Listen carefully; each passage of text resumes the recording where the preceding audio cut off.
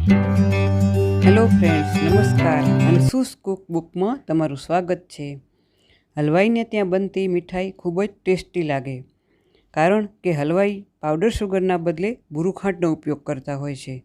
તો આ બુરુખાંડ ઘરે કેવી રીતે બને તેની રેસીપી જોઈશું. ખૂબ જ સરળ રીતે બુરુખાંડ ઘરે બનાવી શકાય છે, અને આજના ભેળસેળના જમાનામાં બુરુખાંડ ઘરે બનાવી અને સ્ટોર પણ થઈ શકે.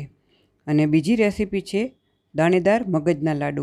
તો આમાં પણ આપણે બુરુખાંડનો ઉપયોગ કરીશું, અને આ લાડુ આપણે ધાબો દીધા વિના દાણેદાર લાડુ બનાવીશું. તો ચાલો શરૂઆત કરીએ. રેસીપી પસંદ આવે તો ચેનલ સબસ્ક્રાઈબ કરજો, વિડીયો લાઈક અને શેર કરજો. તો હવે ગેસ ઓન કરી અને એક પેન મૂક્યું છે, અને આપણે એમાં 3 બાઉલ ખાંડ ઉમેરીશું અને 1 બાઉલ પાણી ઉમેરીશું. અહીંયા તમે કપ લેવો તો 3 કપ ખાંડ અને 1 કપ પાણી એવી રીતે લેવાનું. હવે ખાંડ ઓગળે ત્યાં સુધી આપણે ગેસની ફ્લેમ ધીમી રાખીશું અને સતત આપણે ચલાવતા રહીશું. અને ગેસની ફ્લેમ ધીમી ફ્લેમ પર જ આપણે ખાંડ ઓગાળવાની છે, કારણ કે ફૂલ ફ્લેમ હશે તો ગાંગડા થઈ જશે અને ખાંડ બરાબર ઓગળશે નહીં. તો સતત ચલાવતા રહીશું. આપણે ખાંડની ચાસણી થવા દેવાની છે. હવે ખાંડ ઓગળી ગઈ છે તો આપણે ગેસની ફ્લેમ વધારી દઈશું અને સતત ચલાવતા રહીશું. આપણે કડક ચાસણી કરવાની છે, એટલે સતત ચલાવતા રહીશું અને ચાસણીને આપણે એકદમ ઘટ બનાવવાની છે. તો હવે ચાસણી ઉકળવા લાગી છે, તો આપણે એને જોઈ લઈશું. તો બુરુખાંડ તૈયાર કરવા માટે આવી રીતે ચાસણીને ઘટ બનાવવી જરૂરી છે.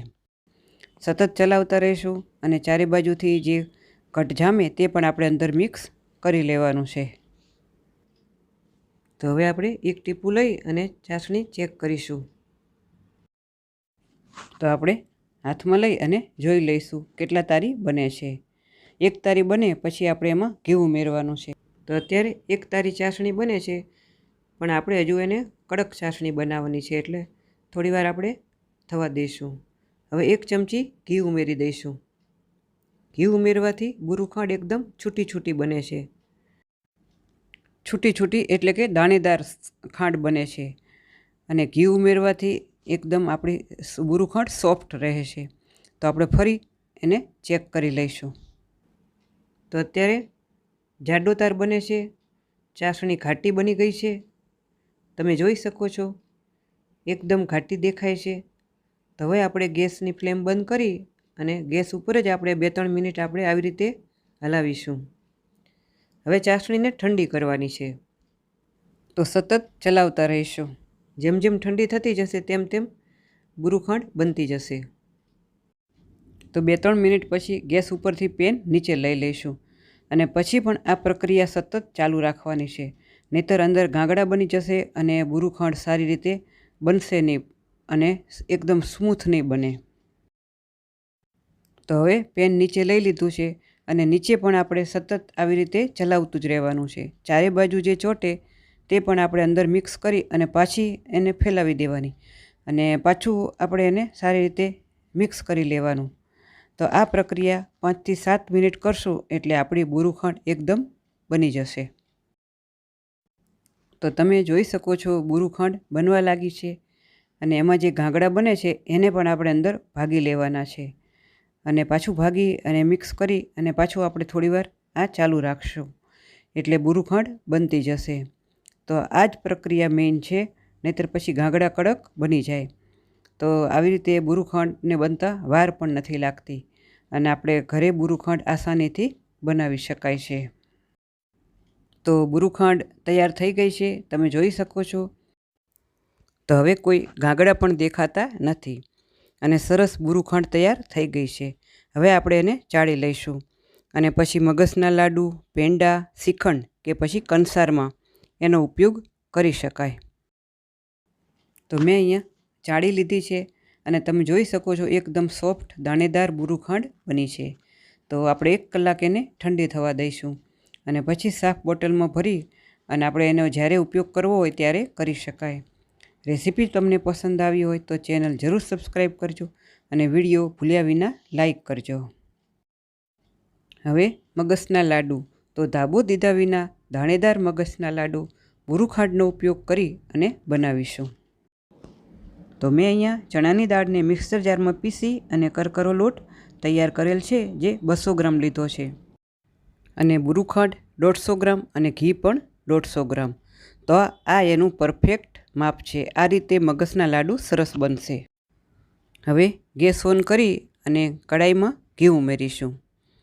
અને ઘી ગરમ થાય એટલે આપણે કરકરો લોટ જે તૈયાર કર્યો છે તે ઉમેરીશું.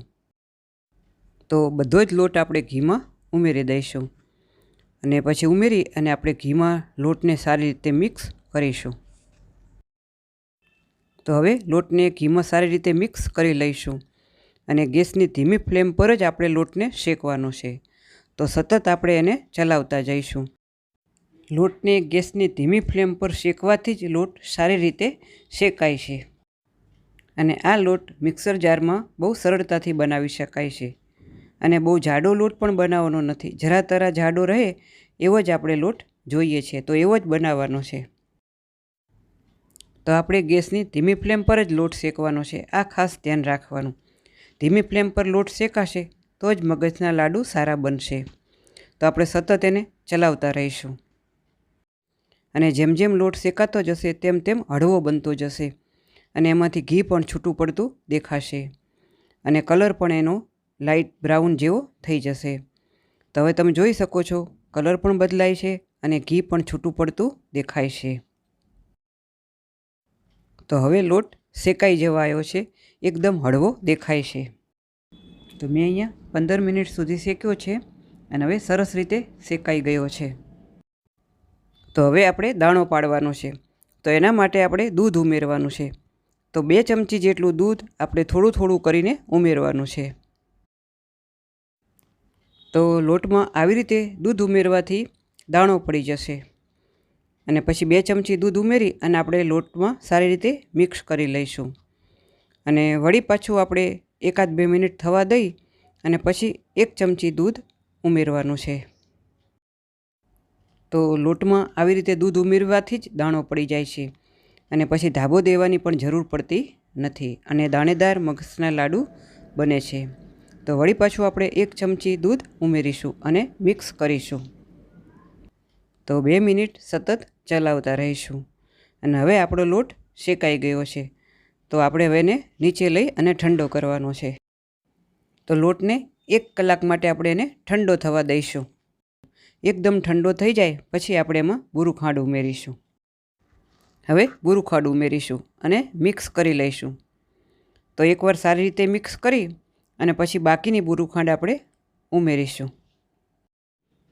અહીંયા તમને થોડું કોરું પડતું દેખાય તો તમે અહીંયા થોડું ઘી ગરમ કરી અને ઉમેરી શકો છો.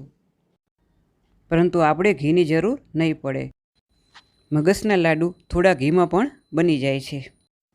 હવે બાકીની બુરું ખાંડ પણ ઉમેરી દઈશું. હવે બુરું ખાંડને લોટમાં સારી રીતે મિક્સ કરી લઈશું. પછી મસાલા ઉમેરીશું. એલચી પાવડર 1/2 ટીસ્પૂન અને જાયફળ પાવડર 1/2 ટીસ્પૂન બંને થઈ અને 1 ટીસ્પૂન ઉમેરીશું.